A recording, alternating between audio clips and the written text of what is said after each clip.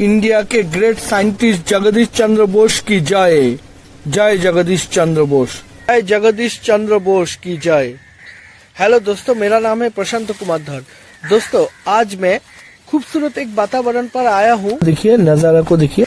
तो दोस्तों, इस एरिया पर आकर आज मैं आप लोगों के साथ एक ऐसा इंसान के बारे में बात करने जा रहा हूँ जिन्होंने हम लोगों को एक बहुत बड़ा वरदान दिया था, लेकिन वरदान, इतना बड़ा वरदान देने के बावजूद भी उनको जिंदगी में कुछ भी हासिल नहीं हुआ, कुछ भी नहीं मिला। दोस्तों, आज जो आप लोग वायरलेस टेक्नोलॉजी यानी मोबाइल, वाईफाई, रिमोट कंट्रोल, ये सब जो यूज कर रहे हैं, ये सब का वरदान उन्होंने ही दिया था। यहाँ तक कि 5G का जो टेक्नोलॉजी है उसका वरदान भी उन्होंने ही दिया था दोस्तों, जिसके जरिए आज 5G दुनिया पर आया है। दोस्तों, ऐसे आम महान इंसान के बारे में आज मैं वीडियो ब्लॉग में बताऊंगा आपको। जो सम्मान के वो हकदार थे, वो चीज उन्हें नहीं मिला। दोस्तों, एक ऐसा महान इंसान के बारे में मैं आज वीडियो ब्लॉग में आप लोगों के साथ शेयर करूंगा। दोस्तों, तो वीडियो बहुत इंटरेस्टिंग है। आप लोग ध्यान पूर्वक देखिए वीडियो, और आप लोग वो चीज आज आप लोगों को मालूम होगा जो आप लोगों को कभी मालूम नहीं था। वही चीज आज आप लोगों को वीडियो में मैं शेयर करूंगा दोस्तों। तो इसी वजह से वीडियो को संपूर्ण वॉच कीजिए दोस्तों, तो आप लोगों को सच्चाई का पता चल जाएगा। दोस्तों, मैं जिस इंसान के बारे में बता रहा था वो इंसान है सर जगदीश चंद्र बोस। दुनिया के विख्यात तो साइंटिस्ट के बारे में बताया जाए तो आप लोग किन का नाम बोलते हैं? मार्कोनी या गैलीलियो, इस तरह का बड़े बड़े विदेशी फॉरेनर साइंटिस्ट के बारे में आप लोग बोलते हैं ना दोस्तों। लेकिन आप लोगों को अगर मैं बताऊं, जो भी मार्कोनी ने आविष्कार किया या इन लोगों ने जो भी आविष्कार किया, वो आविष्कार से उन लोगों से पहले कोई ये सब चीज आविष्कार करके रखा है, ये अगर मैं बताऊं तो आप लोग चौकित हो जाएंगे, आश्चर्यित हो जाएंगे। मोबाइल, वाईफाई, ब्लूटूथ, टीवी के रिमोट कंट्रोल, ये सब चीज जो आप इस्तेमाल करते हैं, ये सब चीज यानी ये सब चीज कहाँ से आता है? वायरलेस कनेक्शन से।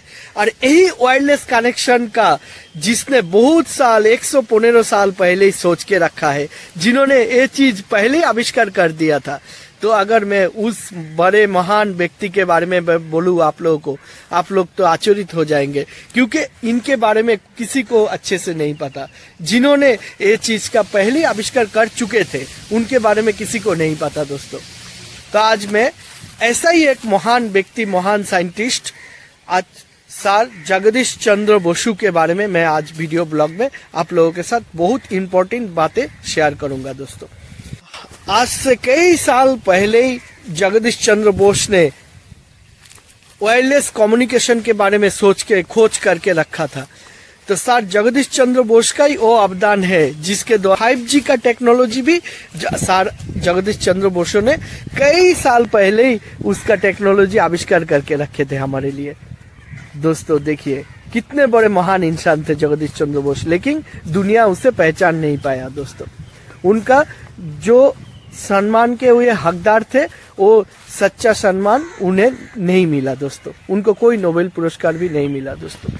जगदीश चंद्र बोस का जन्म 1858 के 30 नवंबर को होता है। बांग्लादेश के मयमनसिंह जिले पर उनका जन्म होता है दोस्तों।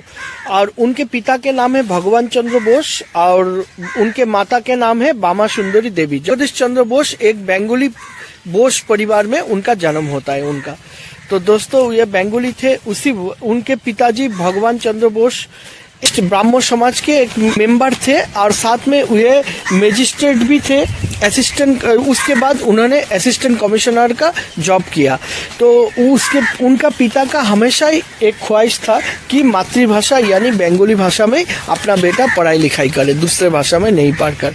तो उसी वजह से जगदीश चंद्र बोस का पहला एजुकेशन, प्राथमिक शिक्षा बंगाली भाषा से ही अपना गांव के स्कूल से स्टार्ट हुआ दोस्तों। 1969 में जगदीश चंद्र बोस को कलकत्ता के हेयर स्कूल में भर्ती किया जाता है। फिर 16 साल में, मतलब 16 साल में वे प्रवेशिका परीक्षा में फर्स्ट डिवीजन में पास होने के बाद वे सेंट जेवियर कॉलेज में कलकत्ता में भर्ती होते हैं और वहां से वे फिजिक्स का पढ़ाई लिखाई करते हैं।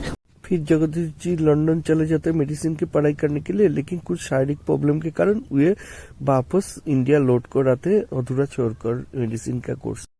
लंदन में जब वे पढ़ रहे थे जगदीश चंद्र बोस, तो उस समय फेमस साइंटिस्ट आचार्य प्रफुल्ल चंद्र राय के साथ उनका मुलाकात हुआ था वहाँ पे, और दोस्ती भी हुआ था।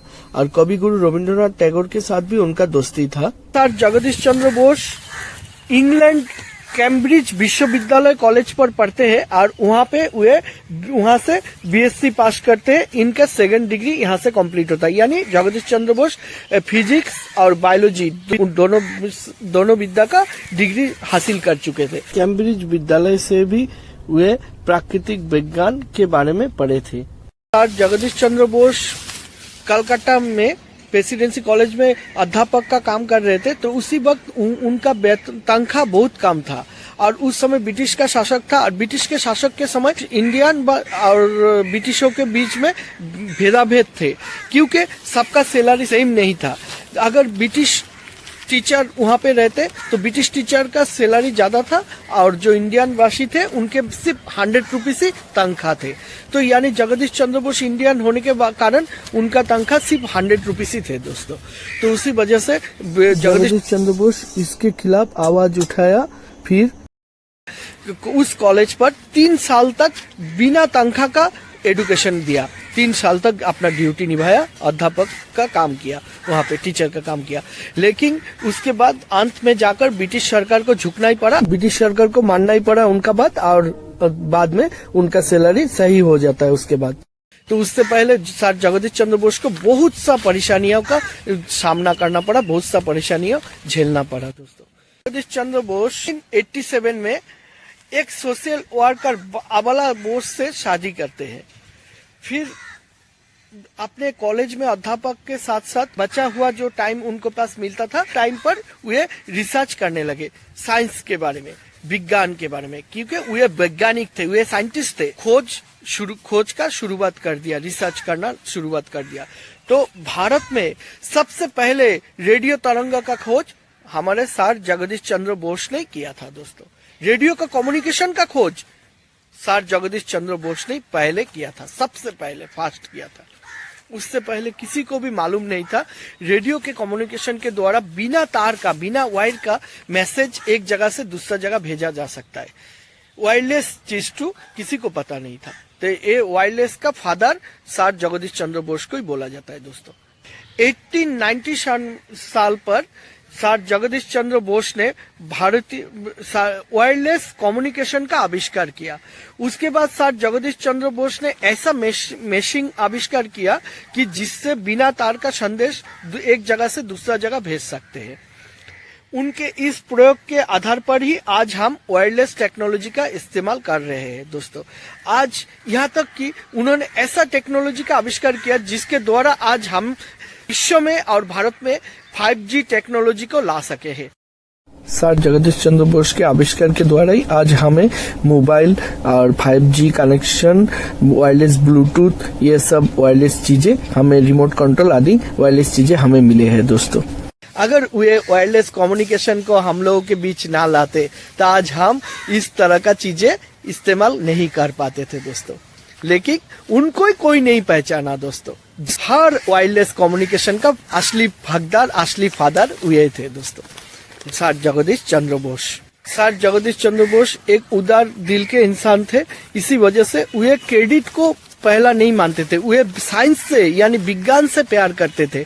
उसी वजह से विज्ञान से प्यार करने की वजह से सर जगदीश चंद्र बोस अपने आविष्कार को अपने कॉलेज में और सब जगह पर कह देते थे, ताकि उनसे प्रेरित होकर दूसरा कोई आदमी अगर साइंस से प्यार करते हैं तो उनका खोज को आगे ले जा सके।